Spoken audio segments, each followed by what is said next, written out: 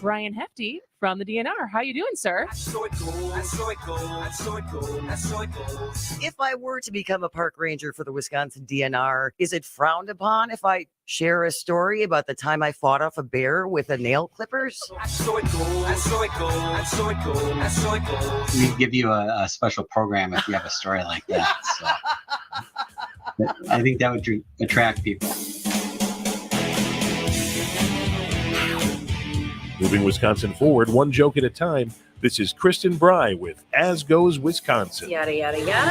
Hello, Wisconsin! Hello, Wisconsin.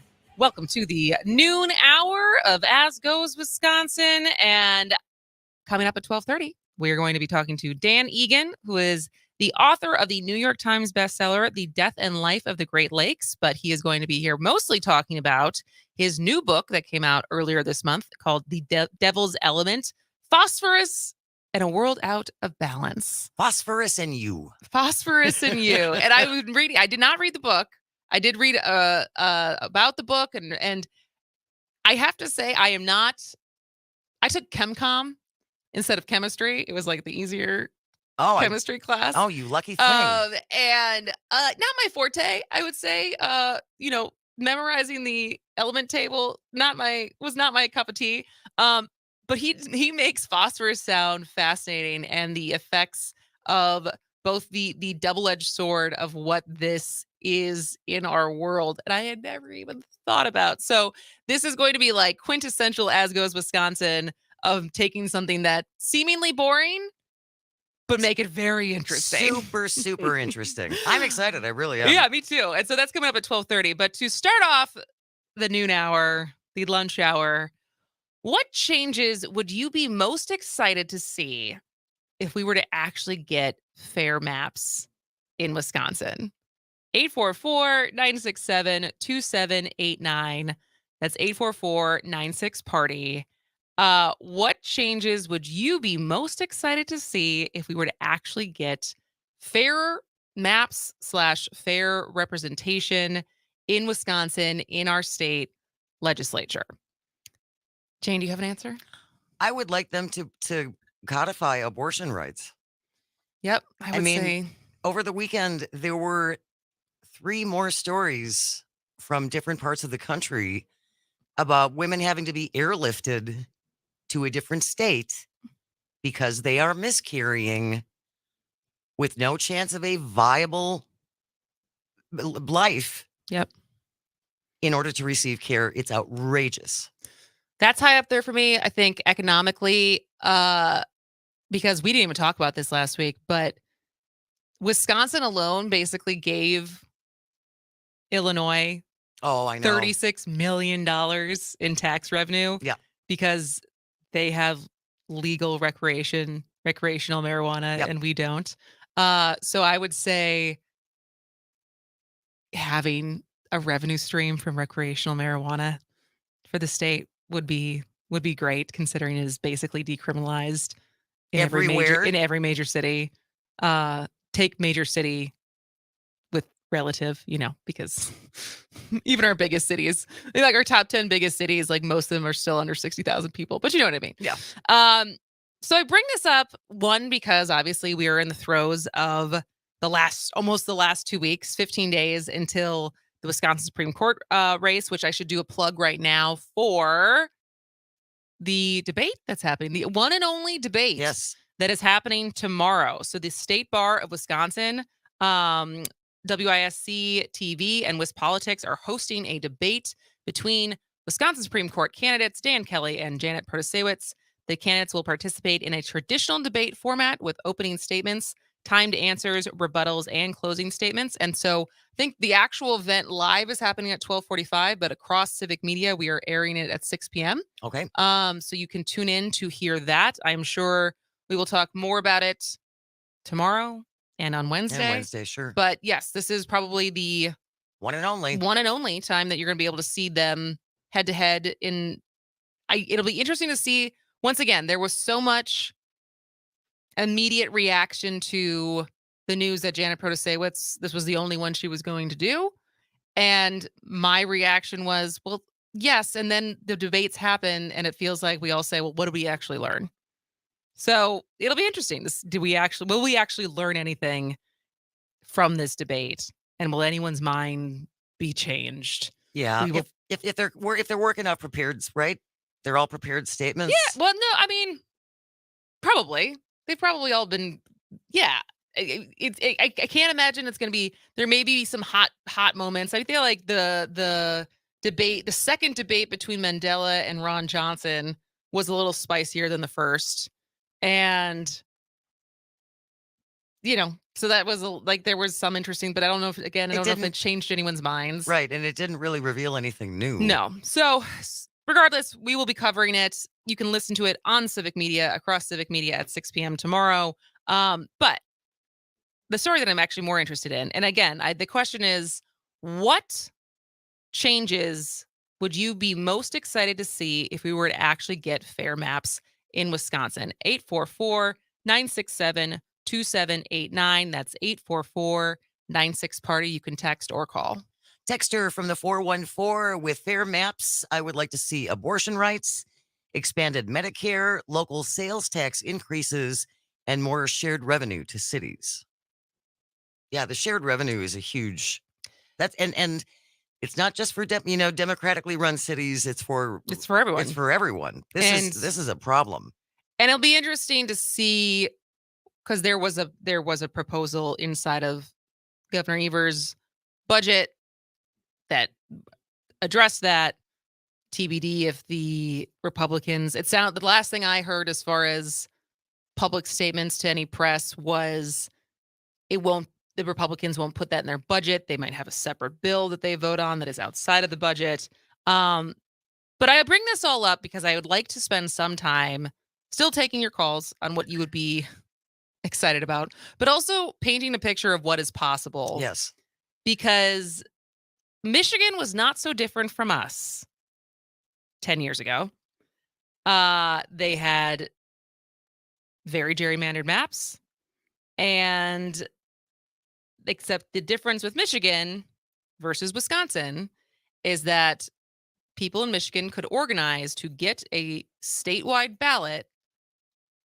initiative on their ballot that constituents and voters could vote on to actually change their constitution, which Wisconsin can only do if that amendment is passed in the legislature for 2 sessions. Which will never happen. Which will only happen if it's cash bail. Yeah. Which is where we are right now with the 2 bills, which I need to actually make a video on because I've had a lot of people ask how confusing the cash bail questions on our ballot are this time. But it's not an initiative that comes from the people that we can actually vote on. Right.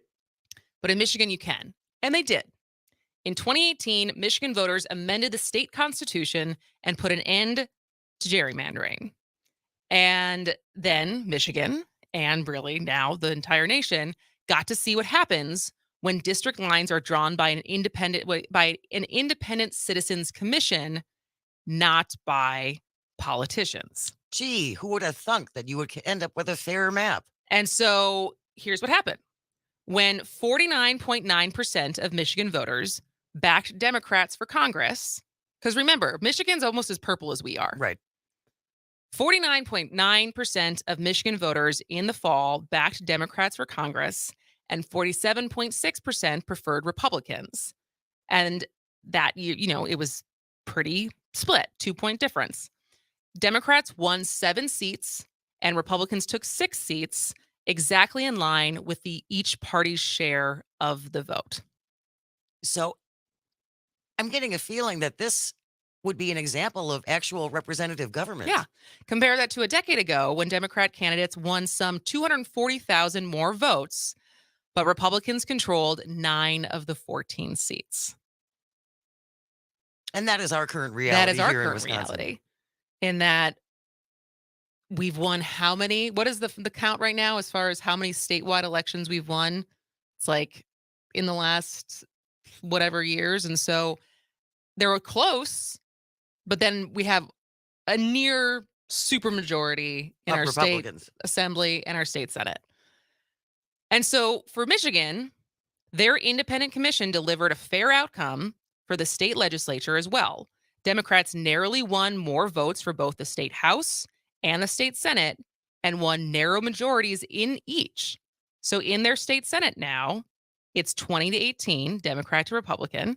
And in their House, it's 56-54. So it's tight. It's very tight, but that's also representative of what Michigan is. It's a purple, close to 50-50 state, just like we are in Wisconsin. And so kudos to the independent commission that actually drew representative maps. Yes. And so the connection between the popular will and the political control finally is severed in Michigan. And so Democrats, for example, won more votes for the state House in 2012, 2014, 2018, and 2020, but the tilted maps never managed to translate a majority of votes into a majority of seats.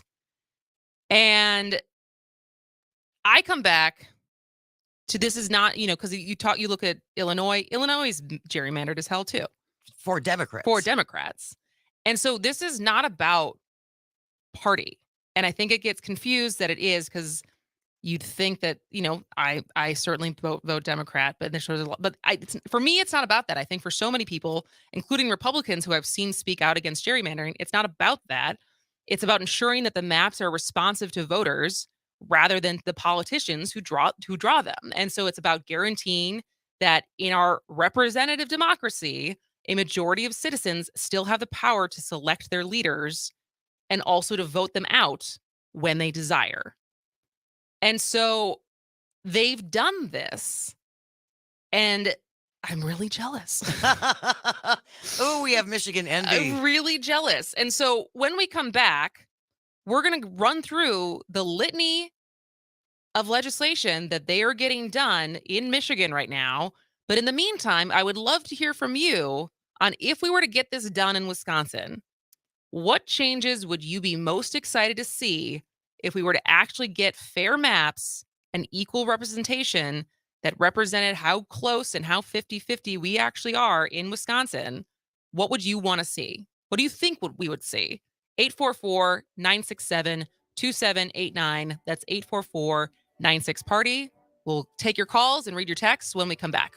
Michigan and again and again and again and again.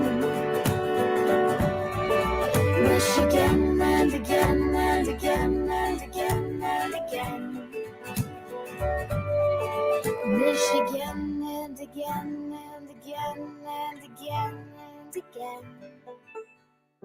It's the Mad City Bridal Expo, Sunday, March 26th at the Monona Terrace in Madison. Imagine planning your wedding in just one day. Pre-register for tickets at madcitybridalexpo.com and receive a $200 gift card. Tickets are also available at the door for $10. Read all the details at madcitybridalexpo.com and like them on Facebook. It's the Mad City Bridal Expo, Sunday, March 26th at the Monona Terrace in Madison. Your ring is just the beginning.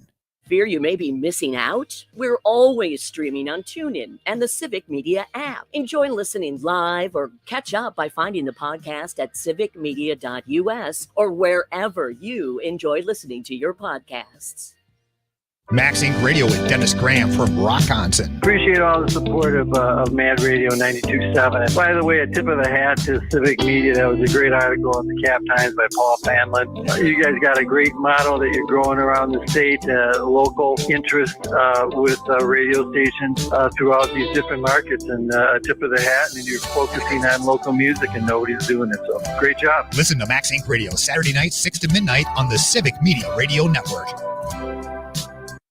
Missed your favorite show live on air? It's easy to find what you enjoy wherever you listen to podcasts, including Spotify, Apple, and Google Podcasts. And we're always streaming on TuneIn and the Civic Media app.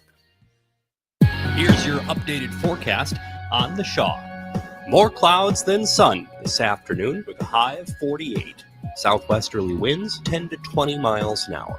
Lows dip down to about 32. Tonight, cloudy skies expected. Highs level off around 50. Tomorrow, overcast. Chance for scattered showers Wednesday and Thursday. Low 50s Wednesday, upper 40s by Thursday. For Civic Media, I'm meteorologist Derek Height. Currently, it's 43 degrees. The Shaw 101 FM, Franklin's choice for news talk radio. Streaming 24/7 at WAUKradio.com. You don't like who's in there, vote 'em out. That's what election day is all about. The biggest gun we've got is called the ballot box. So if you don't like who's in there, vote 'em out. Welcome back to As Goes Wisconsin. I am Kristen Bry. She is Jane Madnair, and we are wondering, what changes would you be most excited to see if we were to be like Michigan and actually get fair maps? We got a couple texts. All right. It's from the 608. How about some trains finally? Oh, Obviously, day one is abortion, legal marijuana, fixing shared revenue, eliminating Act 10, private school vouchers and the like, but still, I really, really want that Milwaukee-Madison train. Oh, and don't forget about repealing right to work, which Michigan did as well. Michigan did. Yep.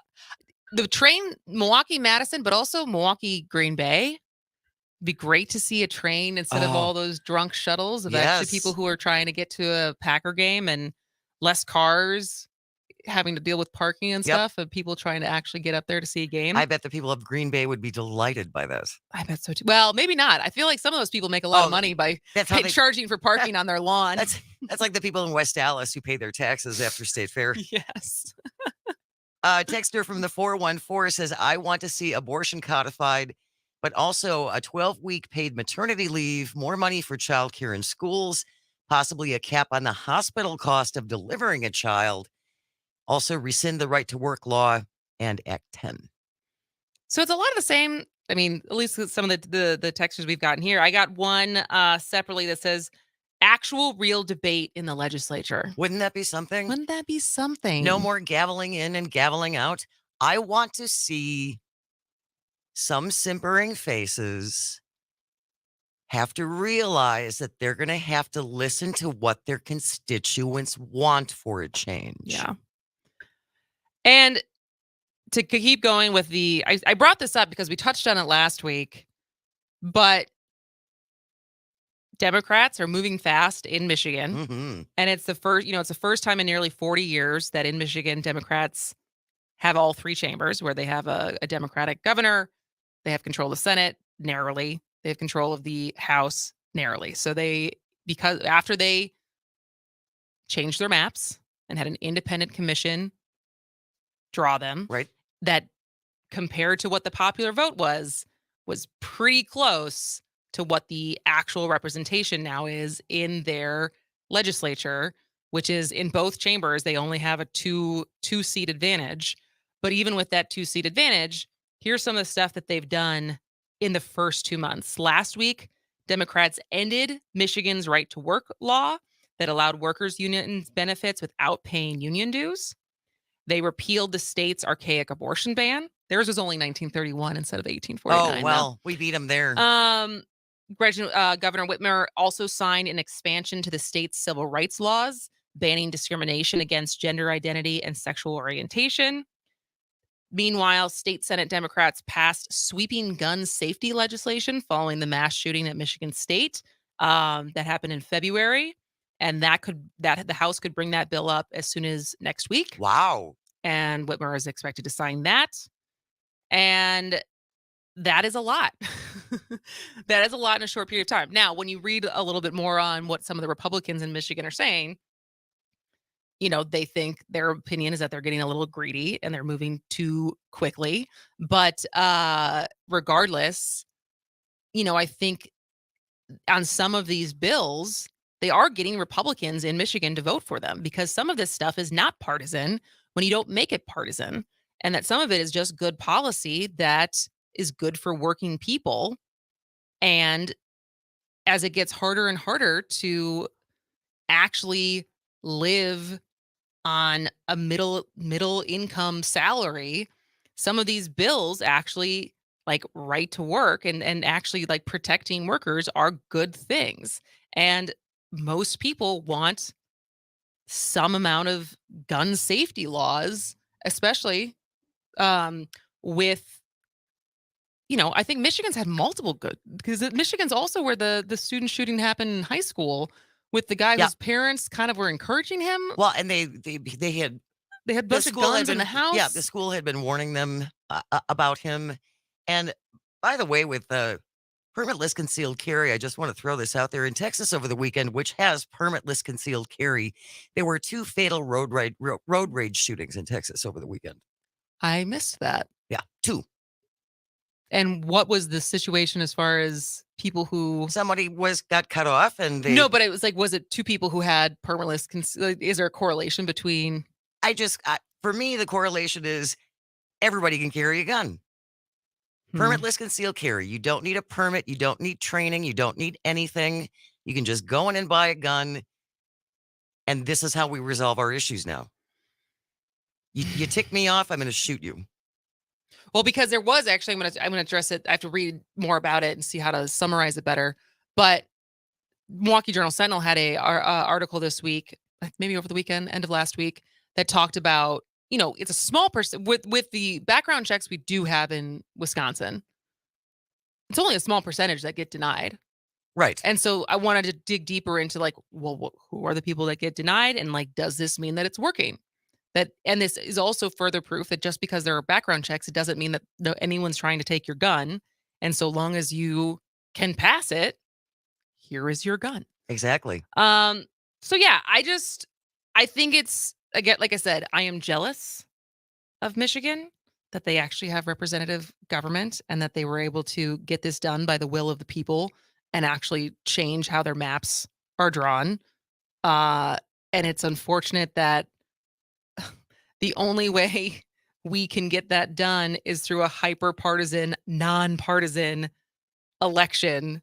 I had a lawyer who was DMing me as I've been advocating and doing, videos on social media for the upcoming Wisconsin Supreme Court election. Sure. And, they were kind of lamenting as a lawyer and someone who is, part of the bar that, was part of the campaign strategy of Janet Protasewicz. And I was like, I get it from an idealistic standpoint that this would not be as partisan as it is, but it is.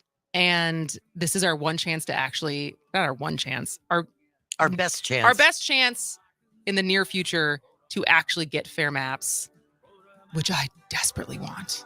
All right, when we come back, author and journalist Dan Egan will be here to talk about his new book, The Devil's Element, Phosphorus in a World Out of Balance. This is As Goes Wisconsin.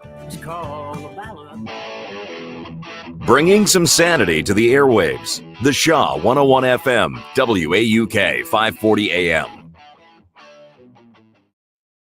CBS News brief. Police in Arlington, Texas have made an arrest after 2 students were injured in a shooting this morning outside a high school building. One hurt by gunfire, the other by debris. Students just getting back from spring break are stunned. This is my first time actually going through this and stuff. I really just can't even believe it. Secretary of State Anthony Blinken today applauds the release of an American captive in Africa. I want to thank the government of Niger, where I was just last week, for its important assistance in bringing him home. Jeff Woodkey had been held since 2016 by Islamic extremists. A French journalist was also freed in Niger. China's President Xi meeting in Moscow with Russia's Vladimir Putin. CBS's Vicki Barker. The fear that this 3-day visit could result in a deal that sees Russia getting advanced weaponry from China, something that could tilt the balance of the war in Ukraine. CBS News Brief, I'm Steve Kathan.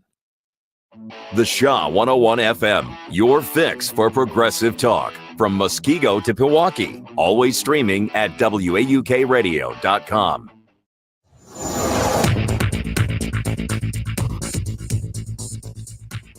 For Civic Media, I'm Jane Madnair. Here's what you need to know. The Wisconsin Department of Natural Resources is asking property owners to keep an eye out for spongy moth eggs this spring. Look for tan lumps about the size of a nickel or a quarter on trees or on buildings. Formerly known as gypsy moths, spongy moths are an invasive species which kill trees by eating all the leaves. The DNR expects an outbreak is likely to continue and that the moths will keep spreading. The National Club Curling Championships wrapped up this weekend in Wausau. 24 teams from across the country took part in the games. New York winning first place in the women's competition. Colorado took home the prize for the men. And the Wisconsin women's hockey team are the national champions after defeating Ohio State in Sunday's title game. I'm Jane McNair. This is Civic Media News.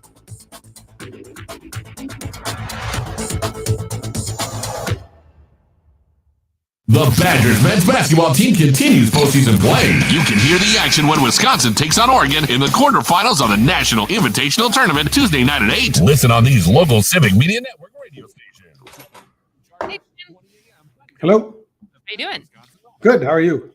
Good. Thanks for joining. Yeah. Thanks for having me.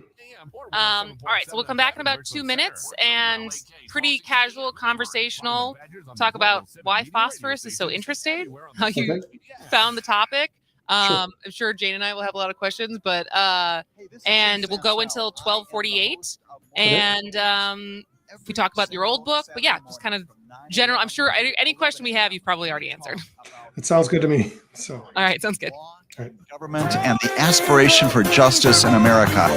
Delighted to have you join, call in, and be a part of our discussion right here on the networks of Civic Media. Up North News Radio is Wisconsin's new choice for progressive talk about important state issues from the team that brings you the news through social media, newsletters, and here on the radio. I'm Pat Kreitlow. Join me weekday mornings from 6 to 8 a.m. Hey there, fellow working class heroes. I'm Rick Smith, host of The Rick Smith Show, and we are now on the air in Waukesha, live weeknights 8 to 10 p.m. right here on WAUK 540 AM, 101 FM, The Shaw. Turn on, tune in, and help us rebuild the American dream. Check out our website at thericksmithshow.com. The Rick Smith Show, where working people come to talk. Weeknights 8 to 10 p.m. right here on WAUK 540 AM, 101 FM, The Shaw.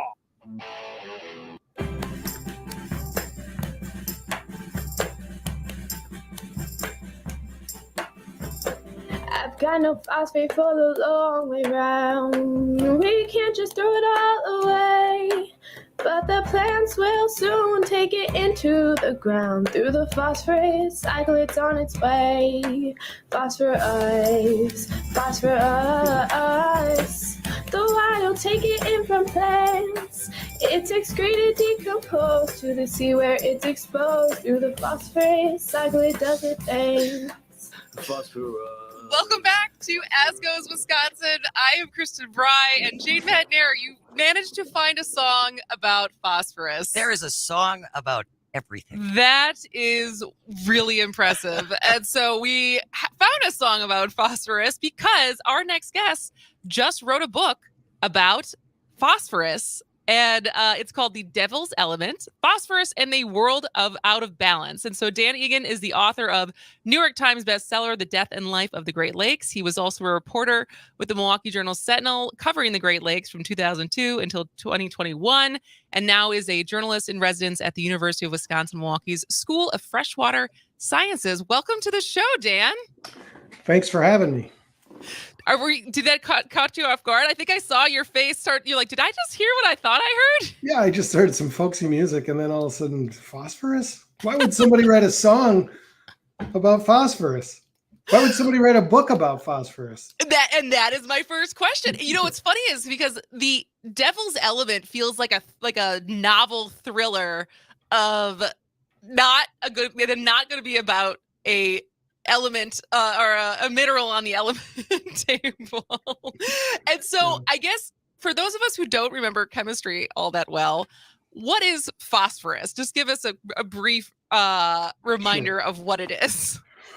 Well, yeah, phosphorus, they call it the devil's element because it's number 15 on the periodic table, whatever that means. I'm not a chemist. Okay.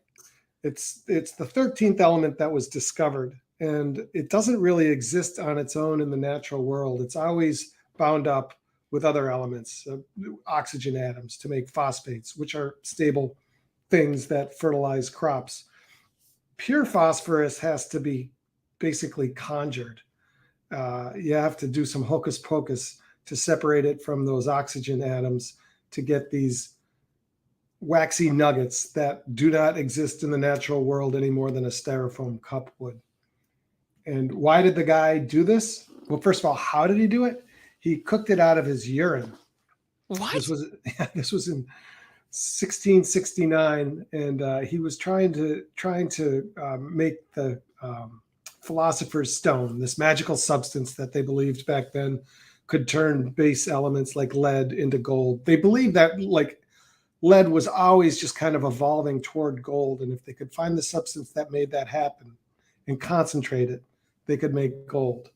So this guy, and they didn't know where they could get it from. Everybody had theories, and this guy Hennig Brandt was a urine man. And urine man. He's a urine Quite the man. title. Yeah, that should be the title of that chapter. Hennig Brandt, urine man. But yeah, so he.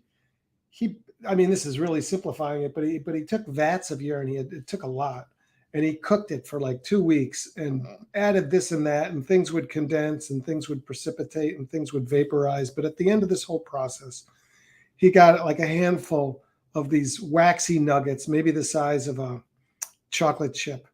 And he thought it was the philosopher's stone, but turned out urine can't make anything turn gold except for maybe a snowbank. But I don't know if that's appropriate for the. We walk the line here. You're fine. Okay.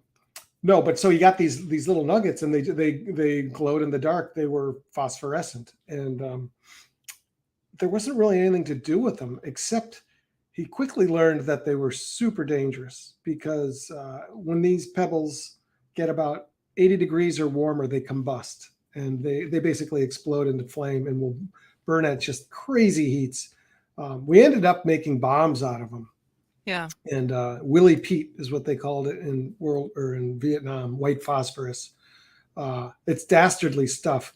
So that's the other reason they call it the devil's element, because it's super potent as a firebomb. But then phosphorus also has a very positive side, and that is it's one of the 3 essential nutrients for growing a crop, the other 2 being nitrogen and potassium.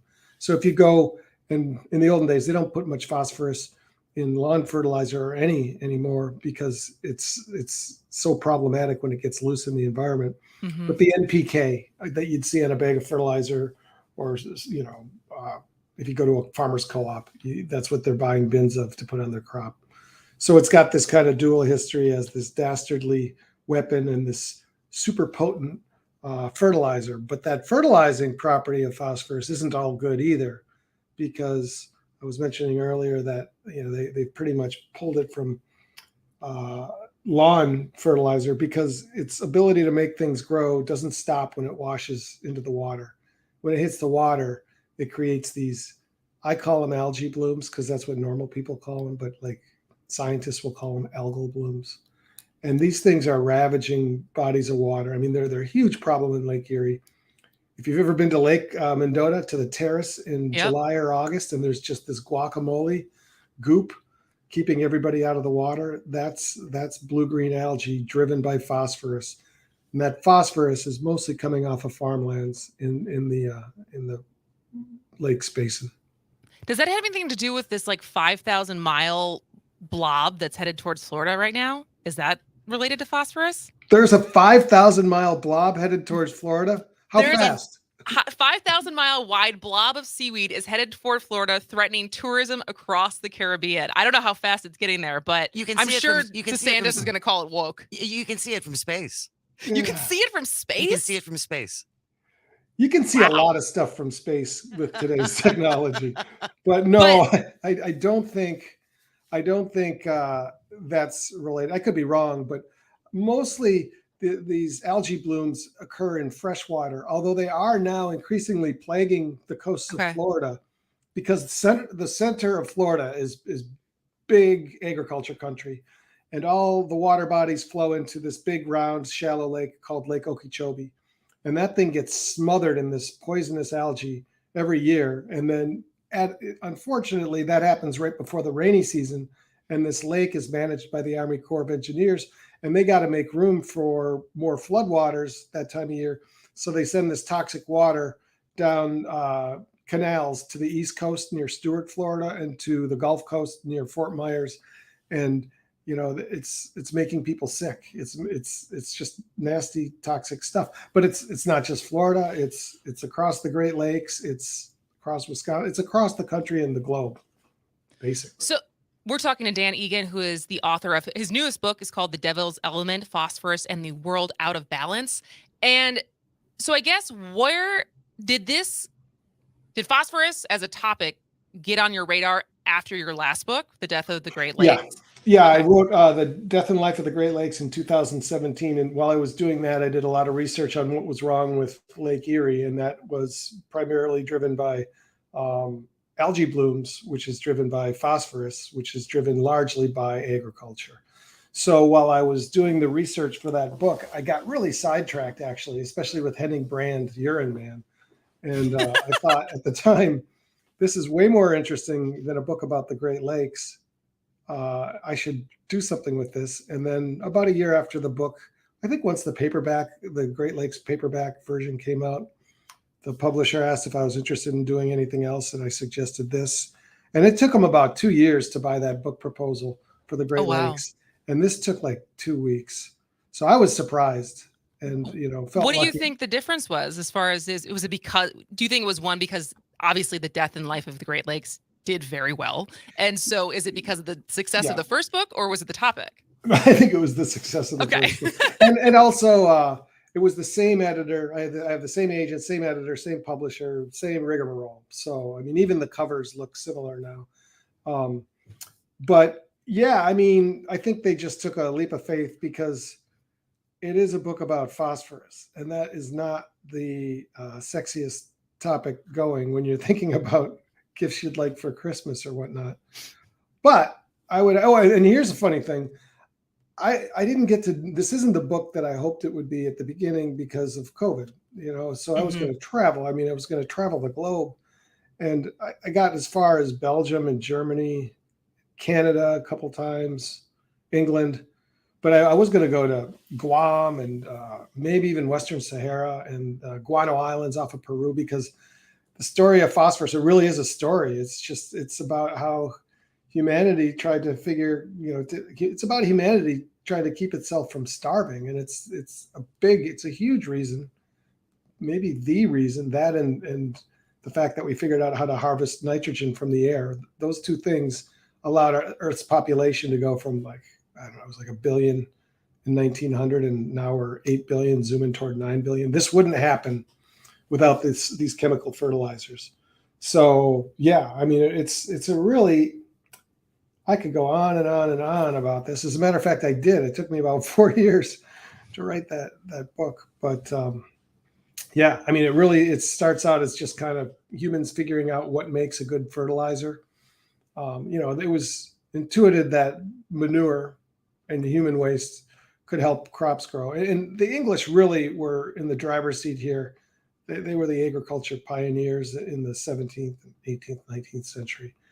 For some reason, they struck on bones as a real good fertilizer. They didn't know what was in them. Turned out it was phosphorus. Phosphorus is in every living cell on the planet. If we didn't have phosphorus, we wouldn't have any life, period. But they realized that bones made turnips and wheat grow miraculously. So then they went on the hunt for bones. And I just mentioned that I went to Belgium. I went to Belgium because the Battle of Waterloo in 1815, there were like 40,000 people that fell in 10 hours. I think the calculation I did was like one every second or more than that. And then a bunch of horses. And that's a lot of bones. Mm-hmm. And so this was like in 1815. And by 1825, the bones were basically gone from Waterloo because the British came back to reap the spoils of war and took all the bones, and they built these special bone crushing mills and ground them into dust and spread it on the crops, and boom, they're having bumper crops. But there's only so many bones, so that put them on the hunt for fresh sources. So I guess as a journalist, I think what I've learned through hanging out with journalists is that often the work that you do, you hope it will bring, by sharing, like bringing awareness to a topic, you hope it will create change. And so I guess with the book, is there a call to action or No. is there? No, there's not. Okay. No, I kind of make a point of that. Like, this isn't a prescriptive thing. Like, we've got to Okay. do this, and this. What I'm trying to do is just connect some dots and to let people know that our modern agriculture system is not sustainable because we're running out. So first it was bones, then it was bird poop. That's why I was going to go to these guano islands off of Peru, and then it's they finally figured out that there's certain rock deposits that are very rich in fertilizer, but they're relatively rare. And so the U.S. is on pace to run out of its reserves in a matter of 4 decades, maybe less. Then we're going to be dependent on other countries. I was going to go to Western Sahara. I mentioned Western Sahara and Morocco have 80% of the world's phosphorus reserves. So this is a huge issue coming down the pike that a lot of people, a lot of scientists, agriculture experts, limnologists, like freshwater scientists, they know what's going on, but the public doesn't. So that's the point of this book, to kind of just illuminate this looming issue. As if we didn't have enough looming issues right Yeah. now. Well, where can people get the book? Where would you recommend they get the book? Boswell, I mean, the Milwaukee listeners, Boswell Books. I was in Oconomowoc, was at the bookstore out there on Sunday. You can get it at a bookstore. It's on Amazon. It's out there. It's The All right, Devil's Element. Phosphorus Devil's is a world Element out of by balance. Dan Egan. You can also get The Death and Life of the Great Lakes, which is his New York Times bestseller. We will link all of that to our show notes today. But anything else you want to share with the audience? No, it's just not as it's way more interesting. When I tell people I was writing a book about phosphorus, they'd look at me like I was diagnosed with something bad. But then you start telling stories and people light up. And it's a short book, which is good because it's about A urine phosphorus. man. I mean, who doesn't want to read a book about a urine man? I was going I was going to try to make my own phosphorus with my own urine, but it's really dangerous. And it would have ruined my turkey fryer. I mean, I was going to say, it's like, that's a way to spend your COVID time during the pandemic. But Dan Egan, thank you so much for joining us today. Yeah. The book is The Devil's Element, Phosphorus in a World Out of Balance. Thank you for joining us, and we'll be back in a moment. Thanks for having me.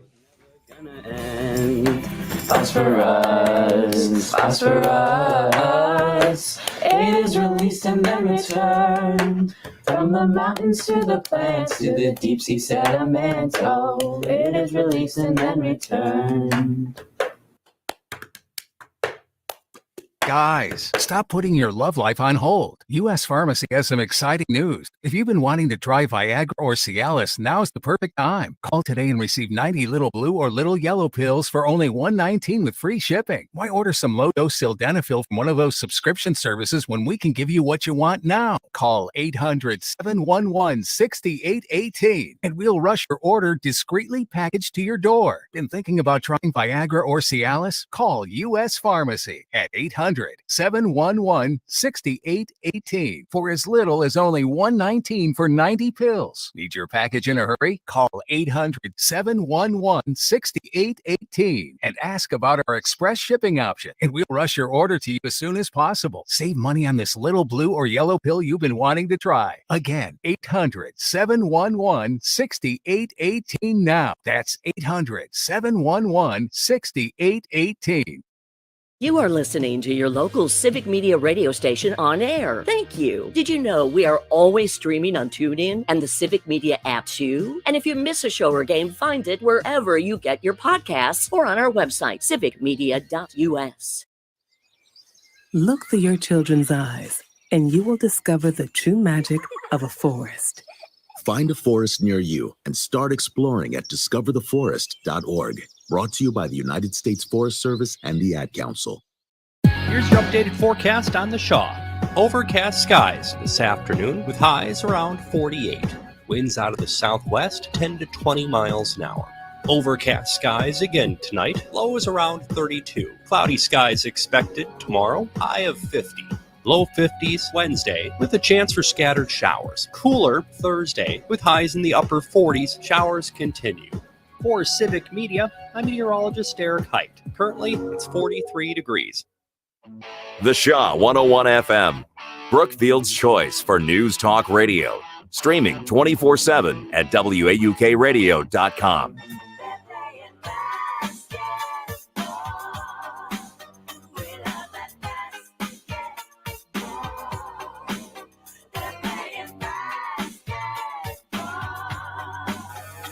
Now, Rapid basketball. Well, welcome back to As Goes Wisconsin. I am Kristen Bry. She is Jane Matnair. And right now, our colleague Don Brown is sitting across with us with his Michigan State shirt on. Go green.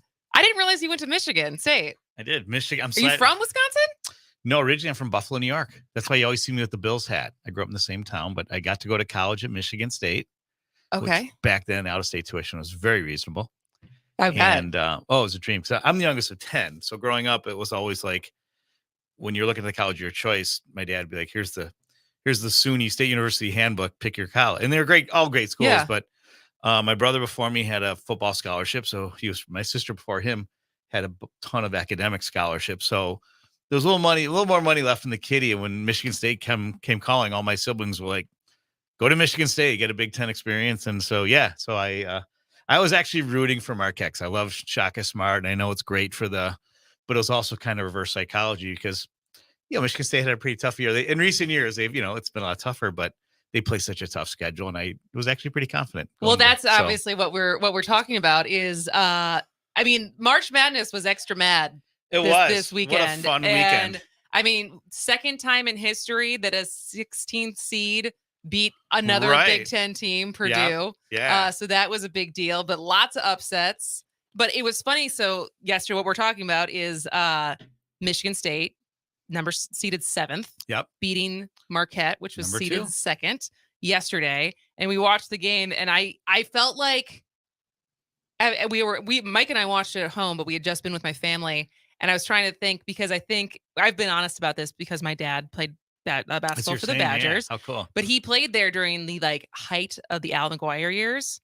And so we grew up in a household that is anti-Marquette. But now I live in Milwaukee and I have so many friends who went to Marquette. And I feel like because if you live in Milwaukee, you kind of have to embrace Marquette. So we were watching the game yesterday, but it's also this tug of Big Ten pride. Yeah. Because it feels like, once the Badgers didn't make it, you root for the Big Ten teams because it's better for the conference if they do well and all that stuff. Absolutely. But, and then, and Izzo's been a great coach. He's great. And he's a Yooper. So that makes him a fellow, an honorary Badger. You grew up in Iron Mountain, Michigan. And so, yeah.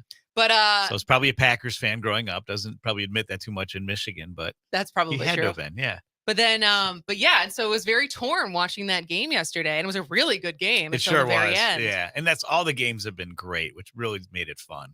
Has there really been any blowouts?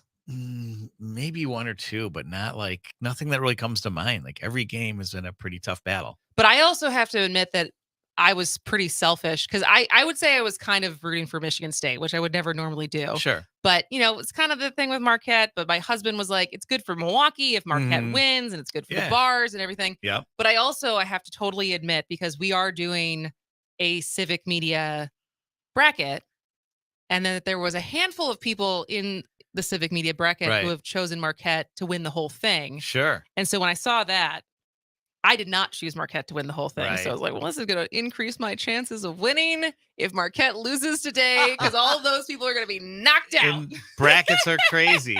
It's you could just pick your favorite colors or your favorite mascot, and you could do better maybe than someone that watches every game and studies every team. And is a great, basketball mind, because it's like what they say about football, any given Sunday, and on, basketball, it's and especially the teams that win the conference tournaments are oftentimes the loser because they've exhausted so much energy. It happened to Michigan State a few years ago. They were just like Purdue. They had this top-notch team. They beat Maryland on Saturday, the Big Ten tournament. Then they beat Purdue the next day. Really great wins, but just really tough physical battles. Then the following Friday, they're playing Middle Tennessee State, and they get beat by 10 or 50. They get smoked. And so I feel for Purdue. And so sometimes it's it's more like a bike race, that if you get too far ahead, you may be burned out when it comes tournament time. So you really got to pace. It was also, my dad said the same thing. Purdue had lost a handful of their games going into the tournament, and so much of it also is just confidence. That's it. Yep. And so he definitely didn't take Purdue. He was like, this was a bad first seed pick as far as getting, because he's like, they're not gonna make it very far.